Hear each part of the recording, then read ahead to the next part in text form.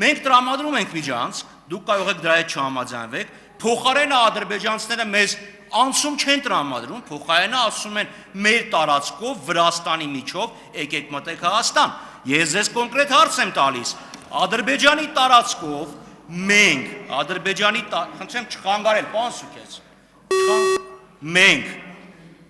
հատելու ենք, երբ ենք հատելու Ադրբեջանի սահմանը մեր գնացքով, որոնք են լինելու այդ հատման եւ անցման պայմանները, արդյոք ընտեղ է լինելու front office, back office, արդյոք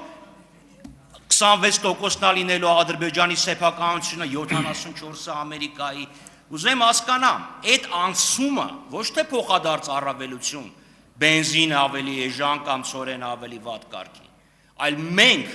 վերջը ինչ պայմաններով երբ ենք մտնելու Ադրբեջան, առանց ադրբեջանցիների հետ առերեսվելու եւ հասնելու ինչ որ մի կետ։ Ասեմ, կոնկրետ ժամանակ ասեմ, դա տեղի ունենալու են ժամանակ,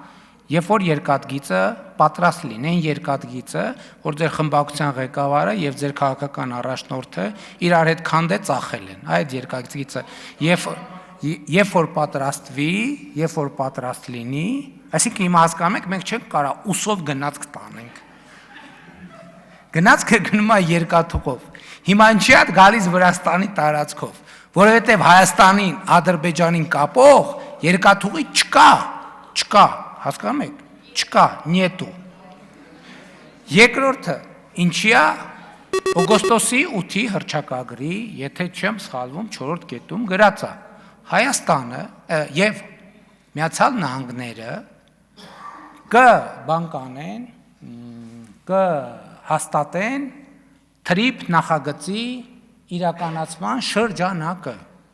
այսինքն 4-րդ կետում է, թե 3-րդ կետում է,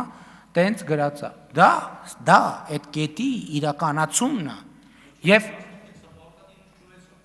չեմ հասկանում, շատ լավ, դե ինչ եկար հանգստանում, ուրեմն ոչ մի խնդիր չկա, ամեն ինչ ոնց կա, ոնց որ նենց է, ուրեմն քննարկելու բան չկա, երբ որ կլինի իրավական ուժ ունեցող թուղթ, այն ժամանակ կքննարկենք, շնորհակալություն։